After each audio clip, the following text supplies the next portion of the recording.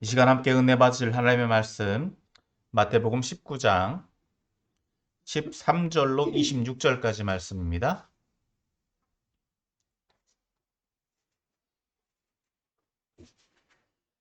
마태복음 19장 13절로 26절까지 말씀. 제가 말씀 봉독해 올립니다. 그때 사람들이 예수께서 안수하고 기도해 주심을 바라고 어린아이들을 데리고 오매 제자들이 꾸짖거늘 예수께서 이르시되 어린아이들을 용납하고 내게 오는 것을 금하지 말라.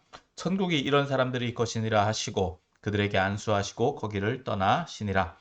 어떤 사람이 주께 와서 이르되 선생님이여 내가 무슨 선한 일을 하여야 영생을 얻으리이까. 예수께서 이르시되 어찌하여 선한 일을 내게 묻느냐. 선한 이는 오직 한 분이시니라. 내가 생명에 들어가려면 계명들을 지키라.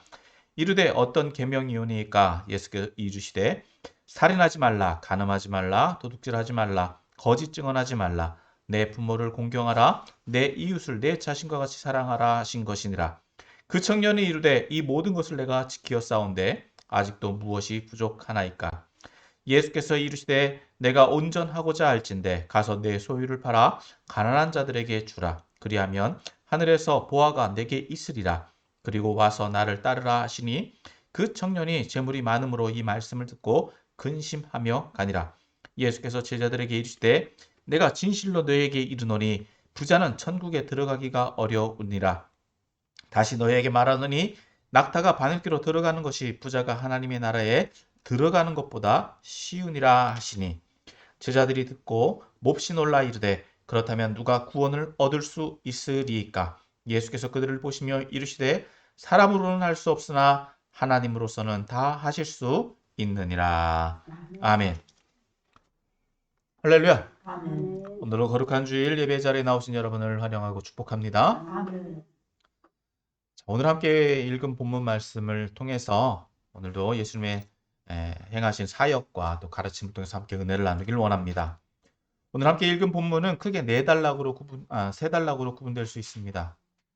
먼저 13절에서 15절은 어린이에 대한 예수님의 말씀, 천국은 어떤 사람의 것인가? 라고 하는 말씀이고, 또 16절에서 22절은 부자 청년의 질문에 대해서 예수님이 대답하시는 내용입니다. 또 23절에서 26절은 부자들에 대한 예수님의 가르침, 즉 구원이 누구에게 임하는가 라는 말씀입니다. 그래서 오늘 본문 말씀은 천국이 어떤 사람의 것인가, 누가 구원을 받느냐라는 말씀이라고 볼 수 있습니다. 그래서 오늘 본문의 말씀을 조금 더 깊이 살펴보면 첫 번째 13절에서 15절까지 말씀 봅니다. 13절, 15절. 여기에서 말씀은 천국은 이런 사람들의 것이다 라고 말씀하고 있습니다. 14절에서 말씀하고 계시죠. 예수께서 이르시되 어린아이들을 용납하고 내게 오는 것을 금하지 말라. 천국이 이런 사람들의 것이니라. 즉 천국이 어떤 사람들의 것이냐. 자, 왜 이 말씀을 하고 계시느냐 하면요. 13절에서 예수님께서 안수해 주시고 기도해 주심을 바라고 사람들이 자신의 아이들을 데려왔습니다. 즉 어린아이들, 그 당시에도 뭐 요즘에도 그렇지만은 어린아이들은 막 예의도 없고 뭐 천진난만하고 뭐가 뭔지 모르잖아요. 그러니까 예수님께서 말씀을 사역하시는데 부모들이 어린아이들을 데려오는 것을 보면 그 가르침 또 그 모임이 혼란스러워질 거다라고 생각을 했던 겁니다. 그러니까 제자들이 옆에서 그것을 예수님의 사역을 돕기 위해서 그것을 그 어린아이 데려오는 것을 반대했다. 그런 상황이었다는 것입니다. 여기에 대해서 예수님께서는 어린아이들이 오는 것을 막지 마라. 막지 마라. 왜? 천국 이런 사람들의 것이다. 즉 이미 이 말씀은요. 18장 3절에서 4절까지의 말씀에서 우리가 살펴봤던 말씀입니다. 18장 3절, 4절 같이 또 봅니다. 자, 같이 읽습니다. 이르시되 진실로 너희에게 이르노니 너희가 돌이켜 어린아이와 같이 되지 않으면 결탄코 천국에 들어가지 못하리라. 그러므로 누구든지 이 어린아이와 같이 자기를 낮추는 사람이 천국에서 큰 자니라. 자, 이 말씀은 이미 18장에서 누가 천국에서 큰 자냐라고 묻는 제자들의 질문에 대해서 예수님께서 가르쳐 주신 말씀이에요. 동일한 맥락에서 이 본문을 이해될 수 있습니다.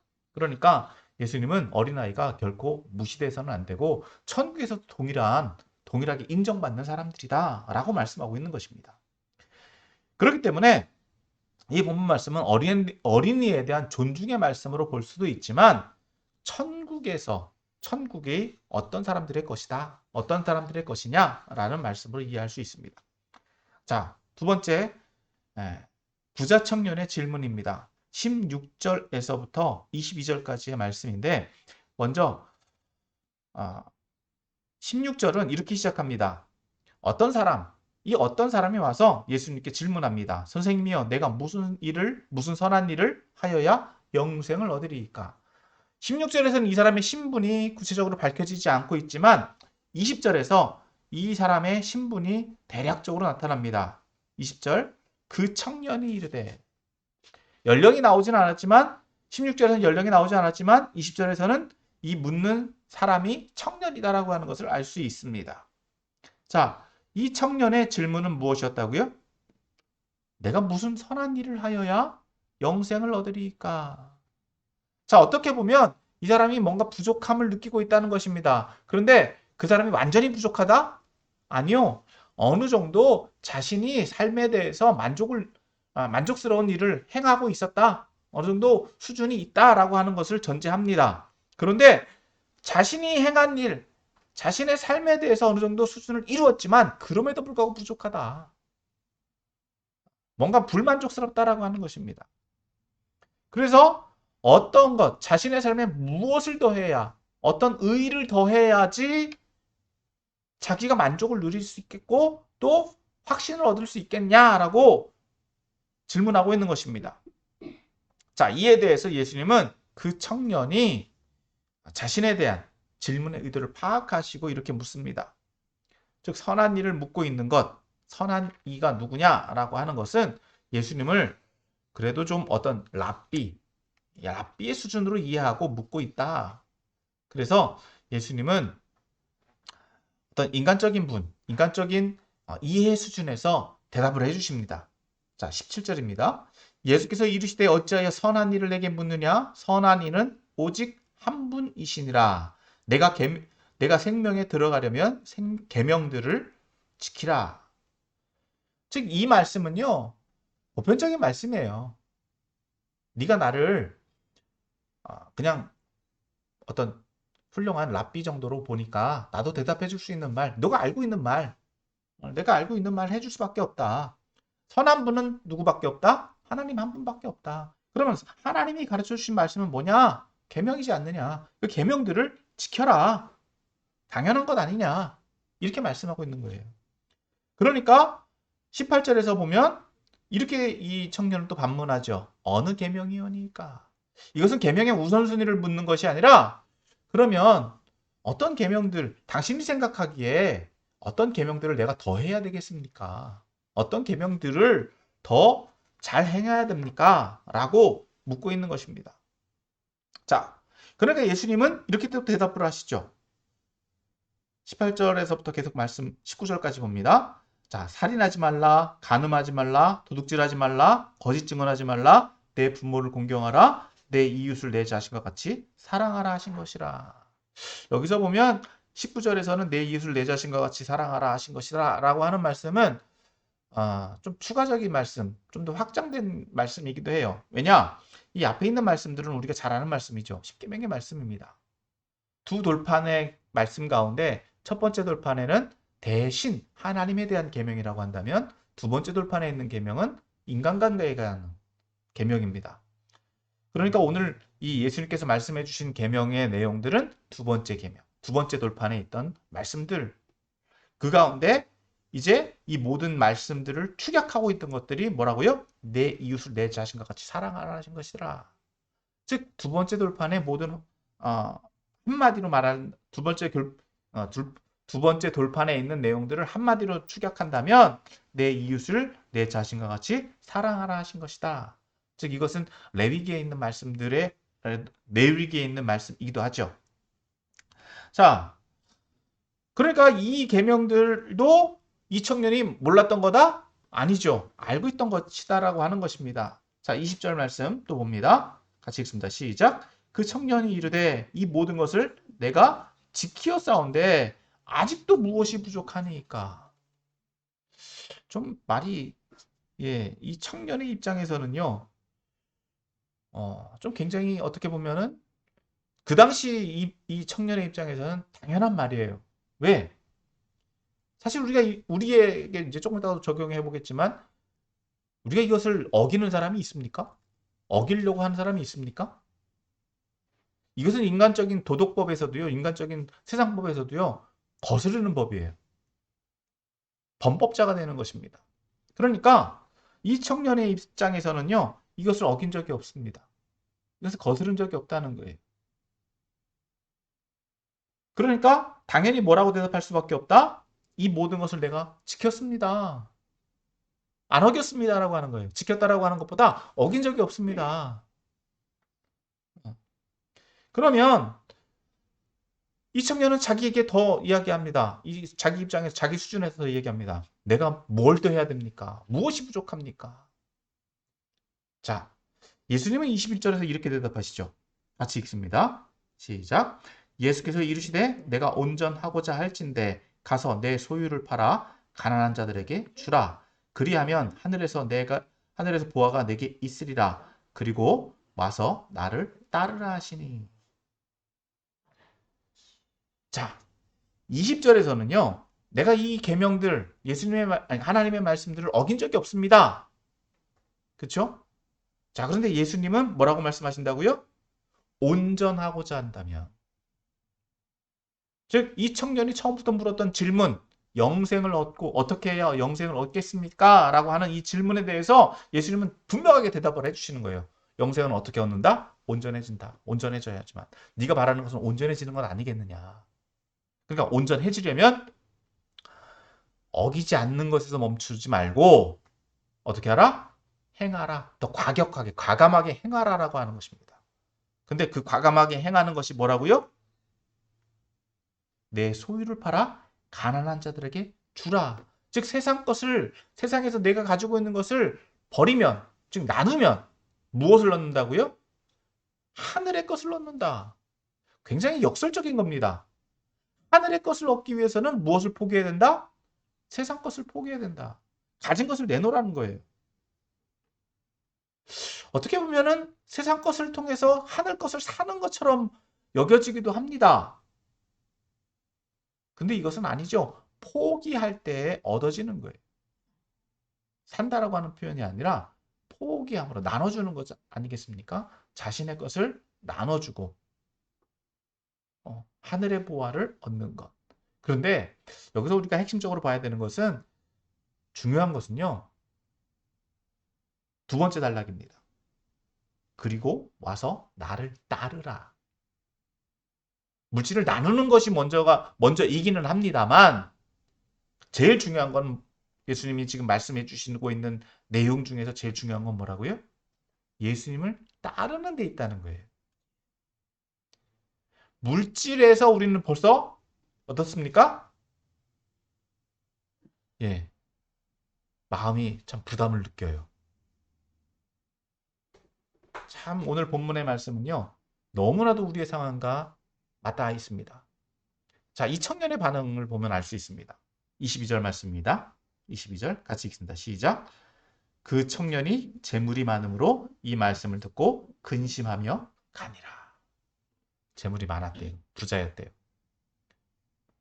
자, 영생을 얻기 위해서 질문을 했습니다. 뭘 행해야 됩니까? 영생을 얻기 위한 과정. 그러면 이 질문에 분명히 대답이 되었잖아요. 그러면 그대로 행하면 뭘 얻는다고요? 영생을 얻는 거죠. 여러분, 영생이 더 중요합니까? 세상 것이 더 중요합니까?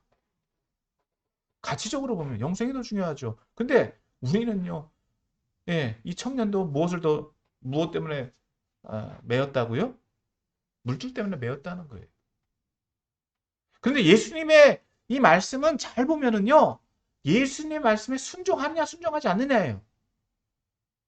물질을 파느냐 안 파느냐가 중요한 것이 아니라 지금 이 청년의 이 대화의 흐름을 보면, 그쵸? 대화의 흐름을 보면 영생을 얻는 과정들을 설명해 주고 있습니다. 그렇다라고 한다면 예수님의 말씀에 순종할 거냐 순종하지 않느냐가 더 중요하다라고 하는 거예요. 예수님이 다른 명령을 하셨다라고 한다면, 다른 길을 제시를 하셨다라고 한다면 그것을 행하고 제일 중요한 건 뭐라고요? 예수님을 따르는 데 있다는 거예요. 그런데 대부분의 오늘 본문에서도 이 청년은 무엇 때문에 매였습니까? 물질, 자기가 가지고 있는 것 때문에 매였어요. 영생을 얻는 길은 예수님을 따르는 데 있는데 그 앞에 있는 사전에 행해야 되는 것 때문에 벌써 매어버리고 어떻다고요? 예수님을 따르는 길을 포기해버렸다. 자, 이것에 대해서 좀 더 확장된 이야기가 바로 그 다음의 말씀입니다.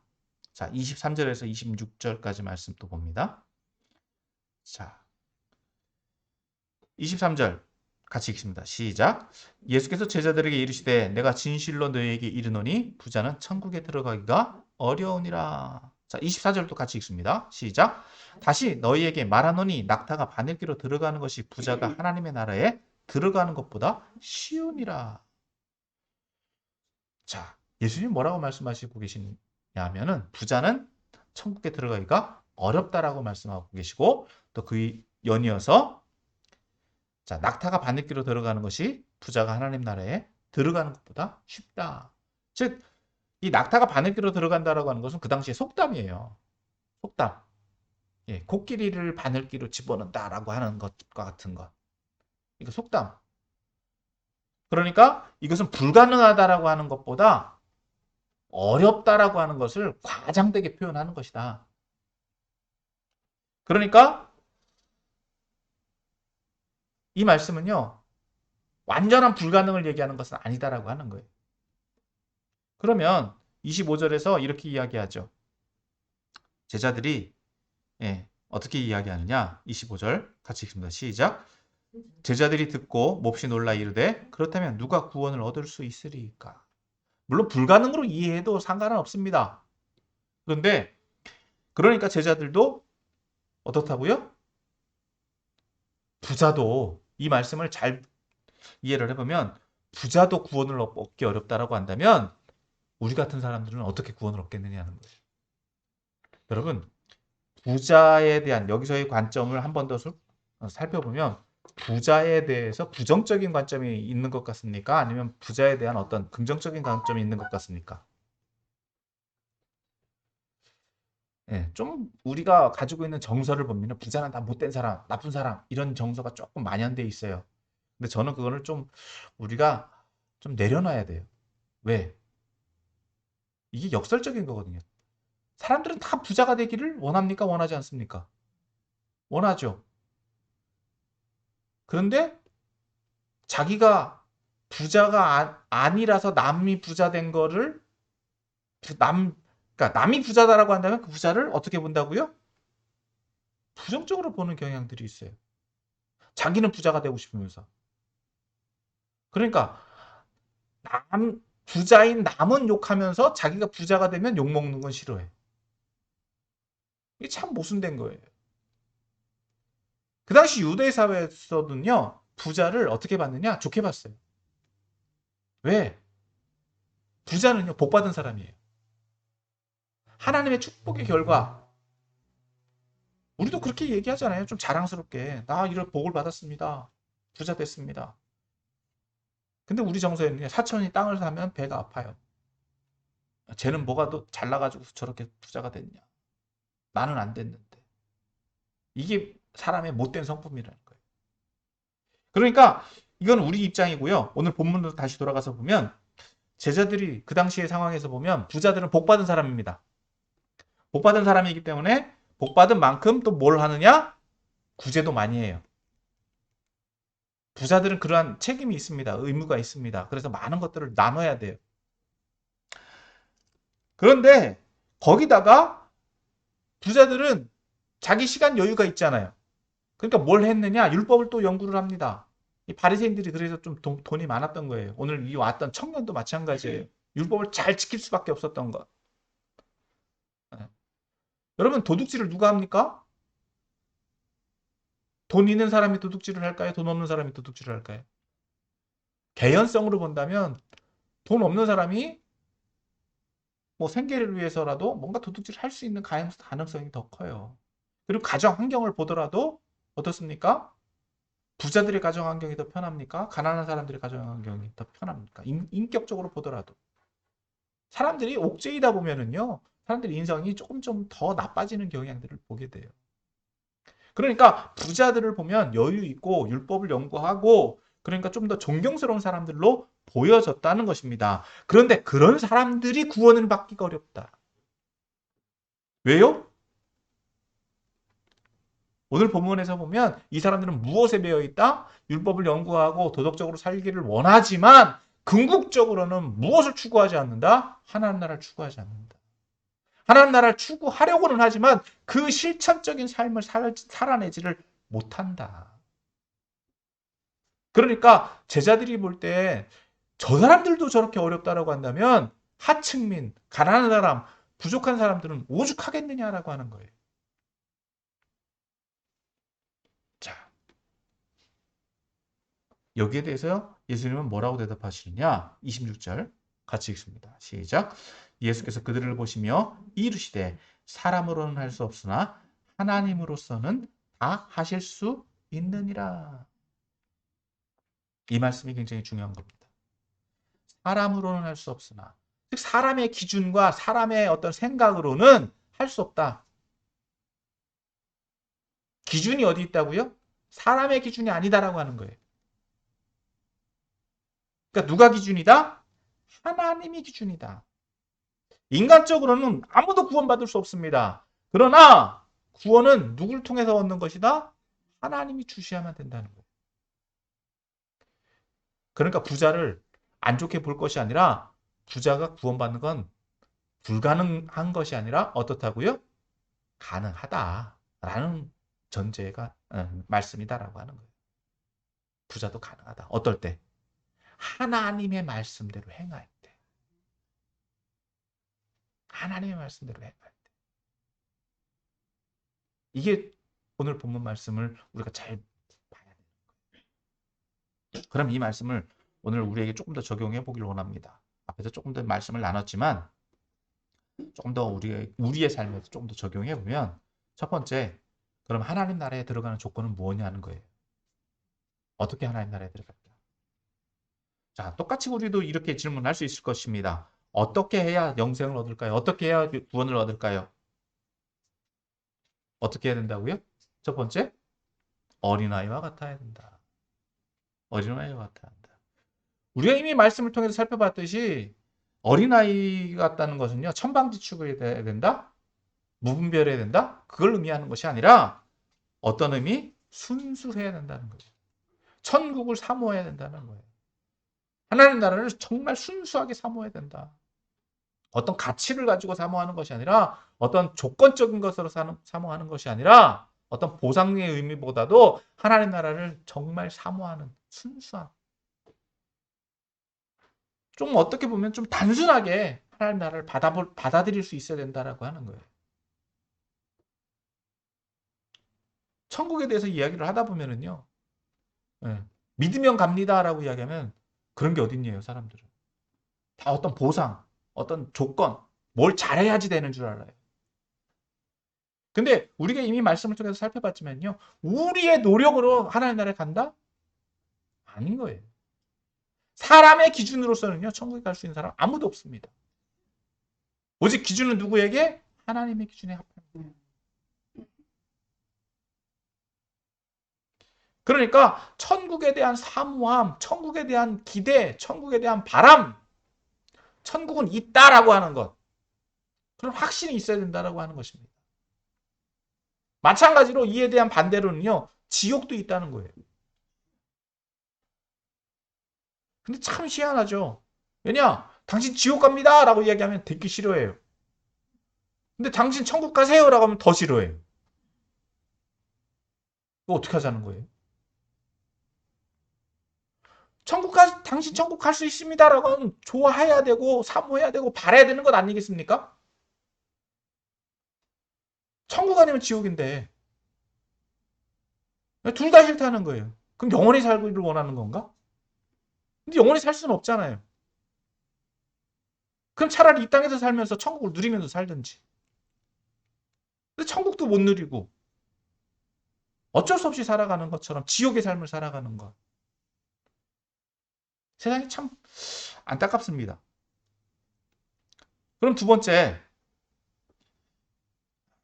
천국은 어떻게 영생을 얻느냐? 두 번째, 예수님께서 청년에게 말씀하신 내용 똑같습니다. 뭘 지켜라? 계명을 지켜라. 계명을 지켜라.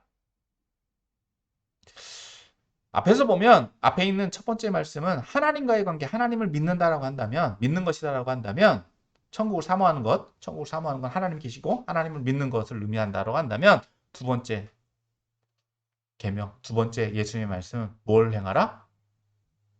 예수님이 말씀해 주신 계명은요, 사람과의 관계예요. 앞에서 잠깐 살펴봤지만 사람 사이에서의 갈등 관계, 문제, 내 이웃을 내 몸과 같이 사랑하는 것. 예수님 결코 나 혼자 독불장군처럼 나만 잘 살라고 말씀하고 계시지 않습니다. 같이 잘 살아야 되는 거예요. 같이 잘 살아야 되는 거예요. 남에게 뭔가 잘 해줘야 되는 거예요. 여러분 세상에서 우리 하나님께서는요 세상을 혼자 살라고 만들지 않았습니다. 남자와 여자를 만드셨고 그 두 사람이 서로 돕도록 만드셨습니다. 이처럼 세상은 혼자 살아가는 게 아니에요. 이웃과 같이 살아가는 거예요. 이웃과 함께 잘 살아가는 거예요. 나만 잘 살라고 하니까 갈등이 계속 끊이지 않는 거고요. 전쟁이 일어나는 거고요. 죽임이 일어나는 거예요. 같이 잘 살라고 할 때 서로에게 뭔가 내가 조금 더 헌신하고 희생하고 도울 수 있는 겁니다. 그럴 때 천국이 되는 거예요. 그런데 예수님은요, 지금 그 계명을 지키는 것에 대한 자세 또한 말씀해 주고 계십니다. 그래, 어기지 마라라고 하는 계명을 지키는 데 있어서 소극적인 자세가 아니라 어떻게 하라고요? 내 재산을 팔아라라고 하는 것처럼 적극적으로 행하라고 말씀하고 계신 거예요. 나만 혼자 잘 산다라고 하는 것은요. 남한테 피해 안 끼치면 되지. 나 혼자서만 나 편한 대로만 살면 되지. 이런 자세예요. 그런데 여기서 예수님이 말씀하신 것처럼 내 재산을 팔아라라고 하는 것은 제자가 된다라고 하는 것은 소유를 내려놓으라는 거예요. 하나님 말씀대로 살아가라고 하는 거예요. 여기서 우리가 조금 조심해야 되는 것이 있습니다. 조금 조심해야 되는 게 그렇다고 해서 가난하게 살아라라고 말씀하시는 게 아니에요. 부자는 나쁘다라고 말씀하시는 게 아니에요. 여러분 나누기 위해서는 무엇이 필요합니까? 내가 가진 게 필요하죠. 내가 나에게 있는 것이 필요해요. 그러니까 어떤 가치 기준적으로 부자는 나쁘다라고 해서 부자가 일부러 내가 가난해져야지 더 선해진다? 그것을 의미하는 것이 아니다라고 하는 거예요. 그렇다고 해서 무조건 뭐 다 포기하라라고 하는 것이 아닙니다. 예수님은 분명히 제자들을 파송하실 때 어떻게 하셨습니까? 아무것도 없어도 된다. 아무것도 없이 나가도 모든 것을 누가 책임지신다? 하나님 책임지신다. 그러니까 여기서 말씀하고 있는 물질은요, 수단이지. 그것에 매여서는 안 된다라고 하는 거예요. 그렇다고 해서 부자가 되는 것을 거부하고 거절할 것이냐? 그것 또한 아니다라고 하는 거예요. 그것은 당연히 하나님의 일을 하기 위한 하나님이 부어주신 수단이에요. 그러니까 우리가 열심히 하면 어떻게 된다? 부자가 되는 거고 길을 열어주면 부자가 되는 거예요. 그러니까 부자가 되는 것도 잘 되는 거예요. 잘하는 거예요. 자, 세 번째. 그럼 결론적으로 뭘 해야 될까요? 예수님의 말씀에 순종해야 되는 것입니다.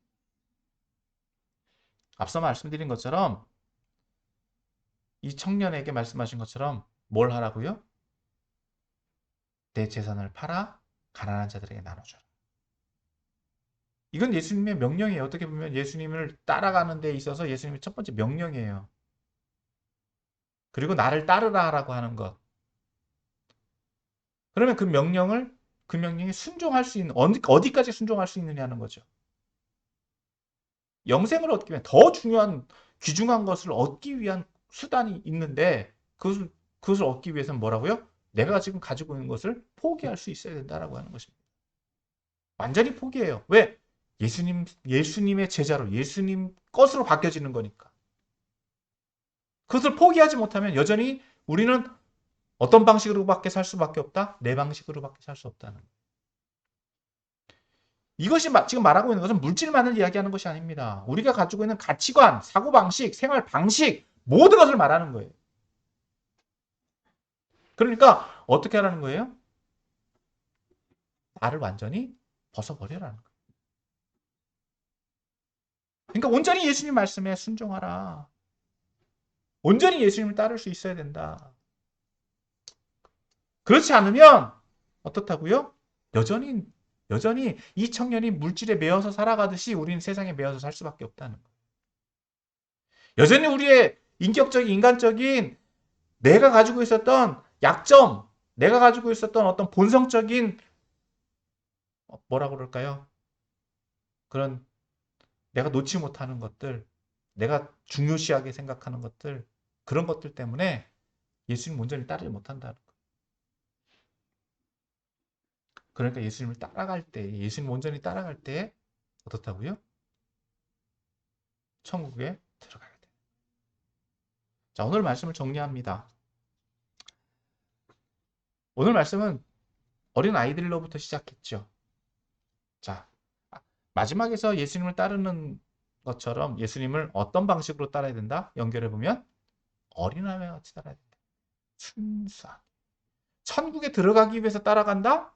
이것 또한 조금 애매합니다. 물론 이건 다음 시간에 좀 더 우리가 다뤄보겠지만 그냥 예수님을 순수하게 따르는 거예요. 따르는 거예요. 천국을 정말 사모해서 어떤 보상적인 개념보다도 하나님의 백성으로서 예수님의 제자로서 정말 그렇게 살아가는 것이 가치 있고 의미 있는 것이기 때문에. 어린아이들을 보면요, 여러분 어떻습니까? 뒤에 거 생각합니까? 생각 안 합니까? 생각 안 하잖아요. 지금 당장 좋은 것, 옳은 것, 어떻게 보면 굉장히 욕구 중심적인데, 그런데 그 욕구가 어떤 욕구다? 우리의 욕구는 영적인 욕구여야 된다. 선한 것에 대한 욕구여야 된다. 천국에 대한 욕구여야 된다. 하나님이 먼저 창조하신 원 모습, 어린아이와 같이 순수한 모습, 천국에 대한 순수한 모습, 하나님을 사모하는 그런 순수한 모습으로 돌아가고, 그럴 때 예수님이 말씀하신 계명대로 살 수밖에 없는 거고, 세상을 살아가는데 어떤 기준이 있잖아요. 근데 그 기준은 뭐라고요? 사람과 사람 사이. 사람과 사람 사이에 선한 일을 행하는 것. 그런데 그것을 소극적으로 행하는 것이 아니라 어떻게 해요? 적극적으로 행하는 것. 나눔과 헌신이 따라가야 된다는 거예요. 근데 안타깝게도 요즘에는요, 남이 남한테 조금 좋은 일 해주는 것도 상당히 부담스러워요. 왜? 빚으로 생각하니까. 내가 갚아야 되니까. 근데 안 갚아도 될 정도로 우리는 보상을 바라는 것이 아니니까 사람한테 행하는 것은 뭐라고요? 하나님한테 행하는 거예요. 대가를 바라고 하는 것이 아니라. 그것을 통해서 그것이 결국 궁극적으로 뭐다? 예수님 말씀에 순종하는 거다. 어떤 가치를 바라고 보상을 바라고 대가를 바라는 것이 아니라 정말 예수님 말씀대로 살아가는 것. 그것이 어떤 삶이다? 제자의 삶이다. 제자가 되는 것이다. 그럴 때 여러분 우리는 무엇을 누리게 된다고요? 이 땅 가운데서 하나님 나라를 누리게 되고 무엇보다도 무엇을?